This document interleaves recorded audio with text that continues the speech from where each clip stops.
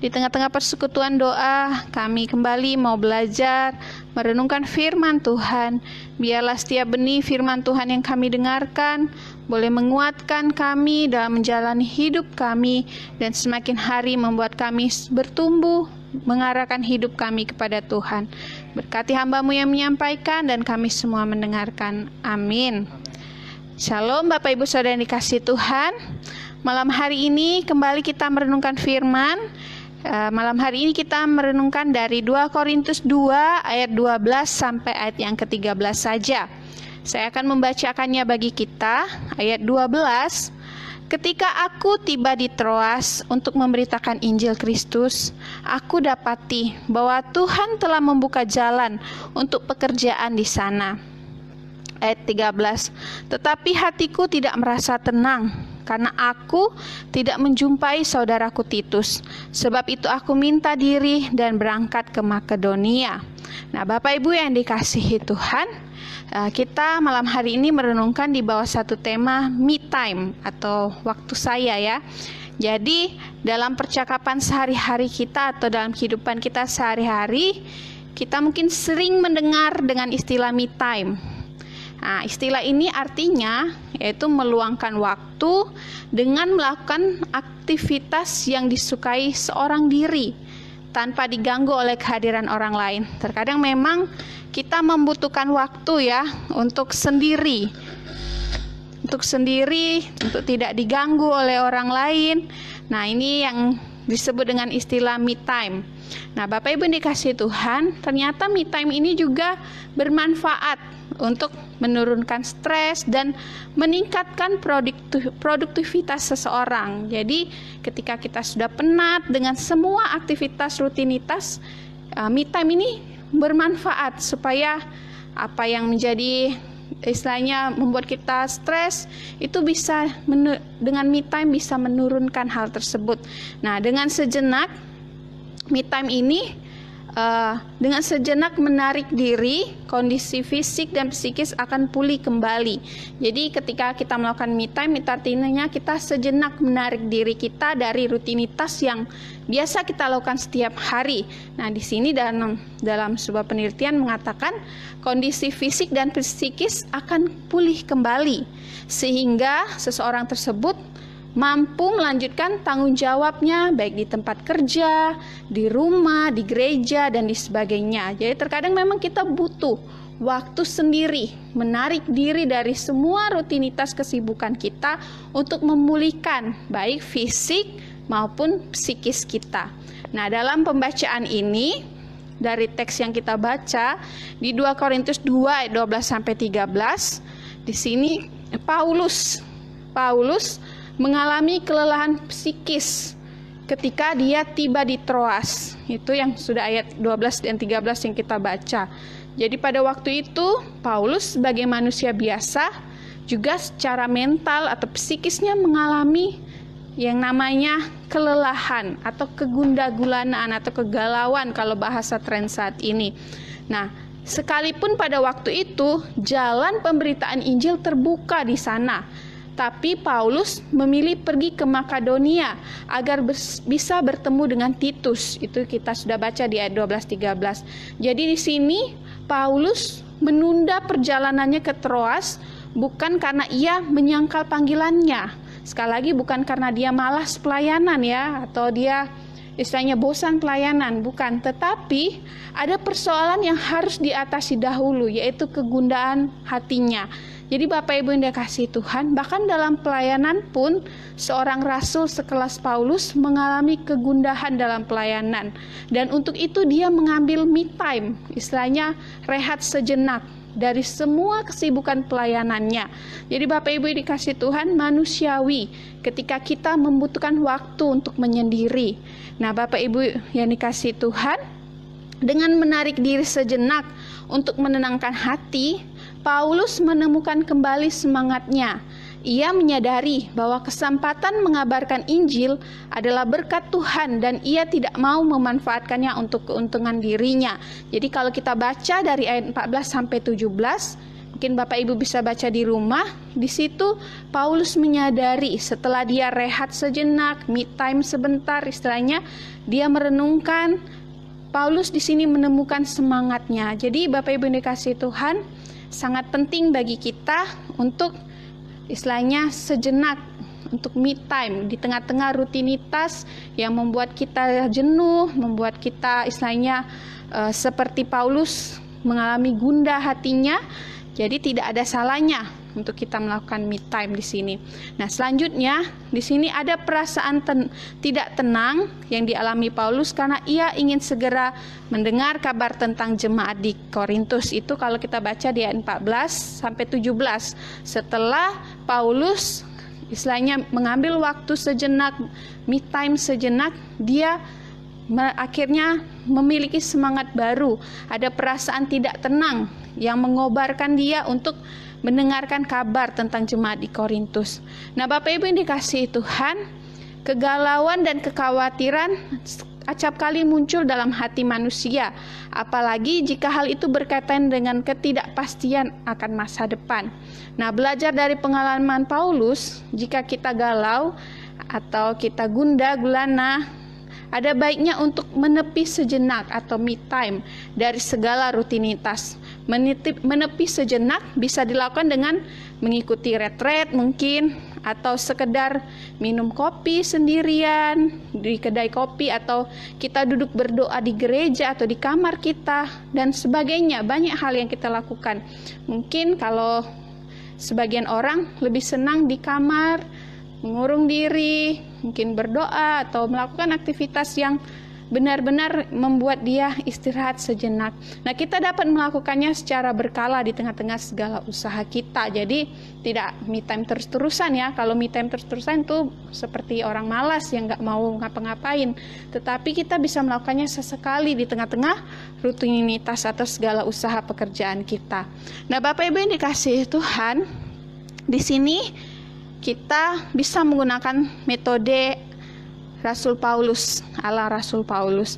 Namun di tengah-tengah me time kita, di sini kalau kita melihat dari Paulus, kita dapat menggunakan waktu sejenak kita itu sebagai ruang untuk kita melihat kembali berapa banyak kebaikan dan penyertaan Allah yang telah hadir dalam hidup kita.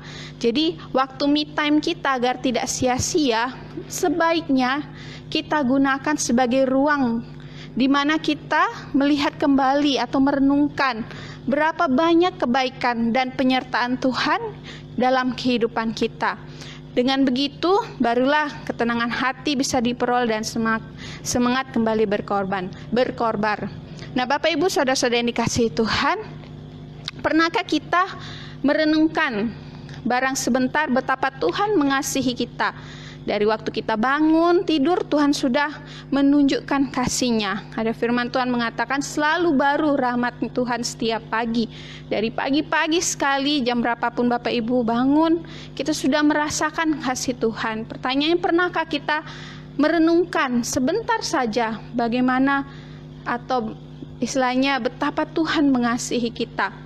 Atau kita juga pernahkah kita berpikir bahwa kita masih hidup hingga saat ini itu karena Tuhan begitu mengasihi kita, dan semua yang kita miliki, baik harta benda, pekerjaan, orang-orang di sekitar kita, baik keluarga maupun teman-teman, itu Tuhan yang memberikan bagi kita.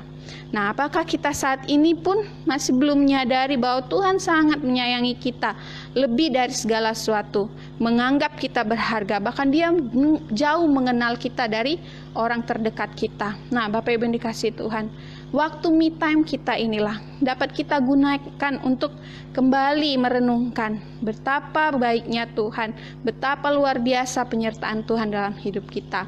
Nah, seperti penjelasan di awal ini, 3 hal inilah yang dapat kita renungkan ketika, atau dapat kita 3 hal yang kita dapat ketika kita merenungkan kasih Tuhan dan kebaikan Tuhan atau dalam me time tadi. Yang pertama, ketika kita merenungkan kasih dan kebaikan Tuhan, kita akan melihat bahwa Tuhan selalu mencukupkan setiap kebutuhan hidup kita. Kita tidak, terkadang mungkin ya, Kita tidak pernah tahu entah bagaimana caranya atau dari mana saja berkat Tuhan itu ada dalam hidup kita. Ketika kita sangat membutuhkan, ada saja cara Tuhan untuk menolong kita. Jadi ketika kita rehat sejenak, kita merenungkan kembali kebaikan Tuhan, ada 3 hal yang dapat kita lihat. Yang pertama ialah begitu besarnya kasih Tuhan yang selalu mencukupkan kebutuhan kita.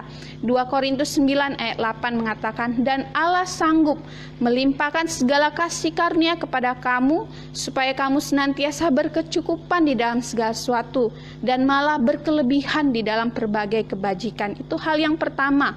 Ketika kita merenungkan kebaikan Tuhan, yang kita lihat atau yang kita temukan ialah begitu luar biasanya Tuhan mencukupkan segala kebutuhan hidup kita, baik secara jasmani maupun rohani tentunya. Yang kedua, kita melihat betapa Tuhan melihat atau menganggap kita berharga di matanya.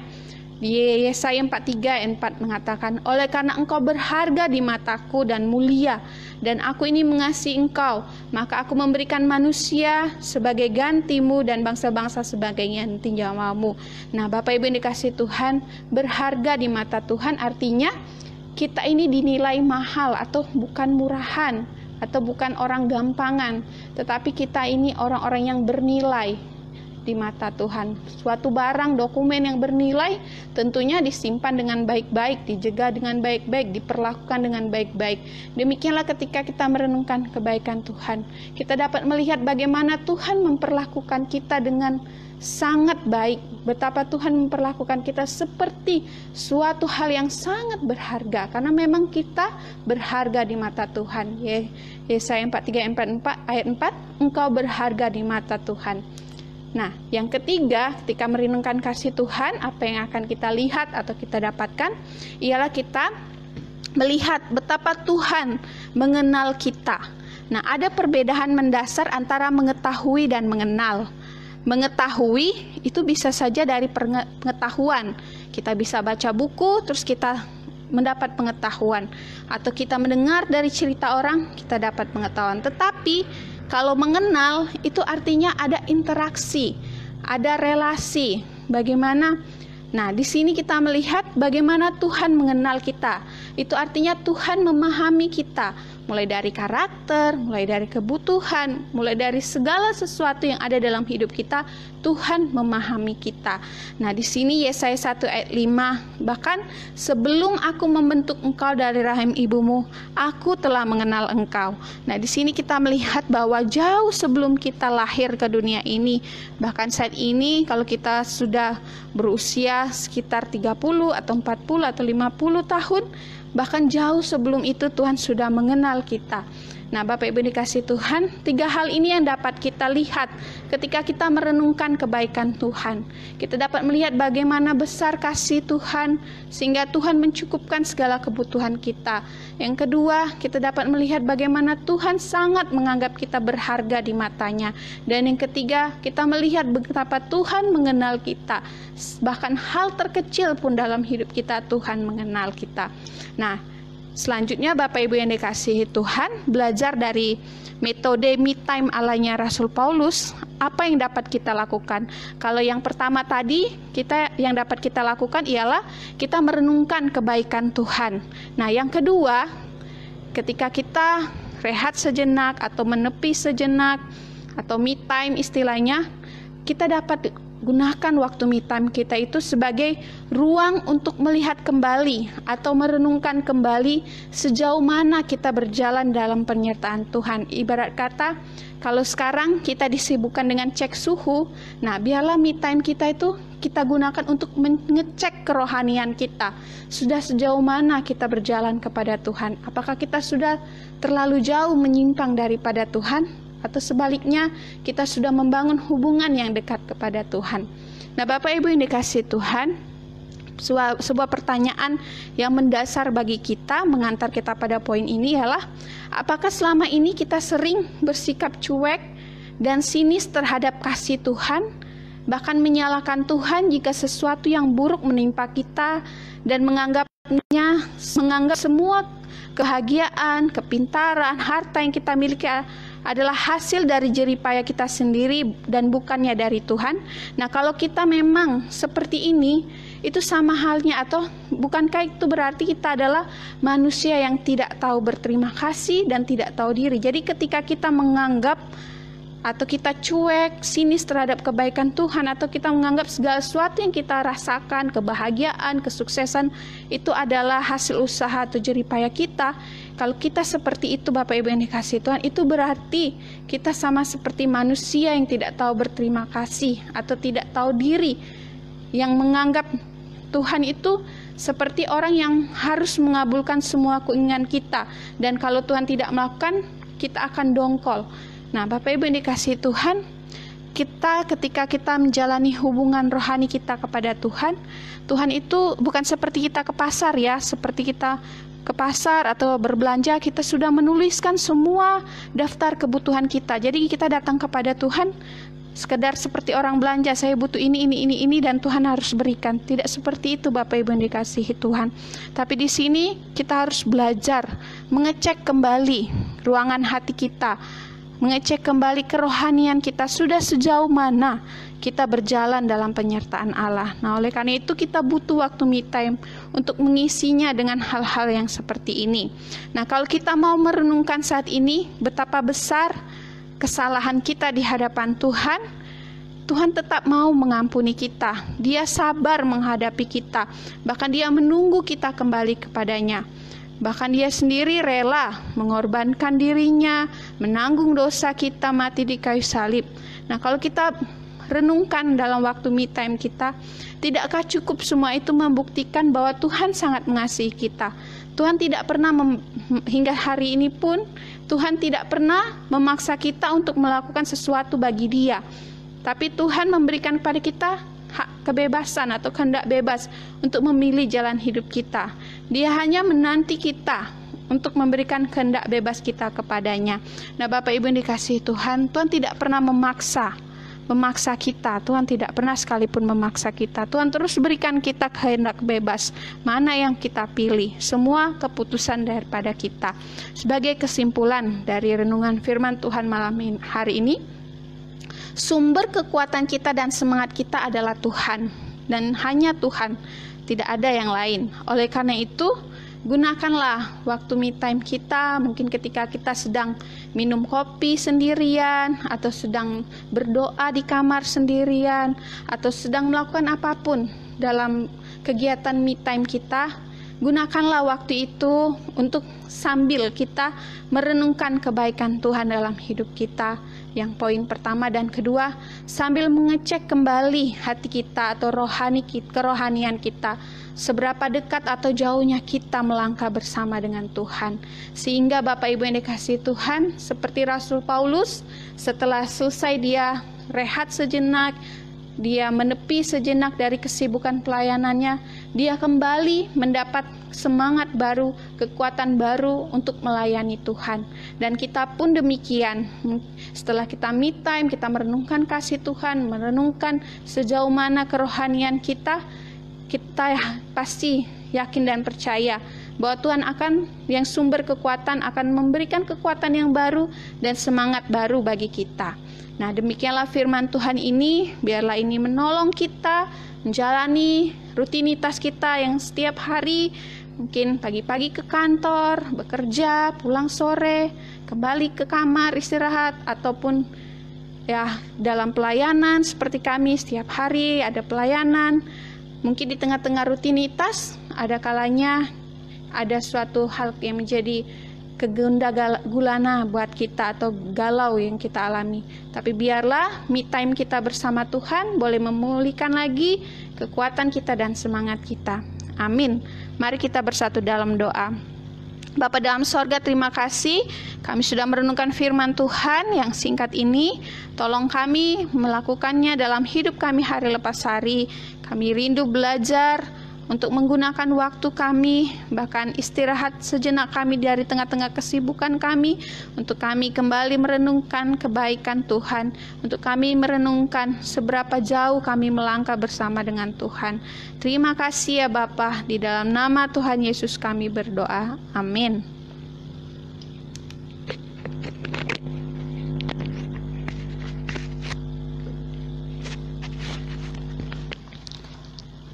Bapak Ibu Saudara yang diberkati oleh Tuhan, kita akan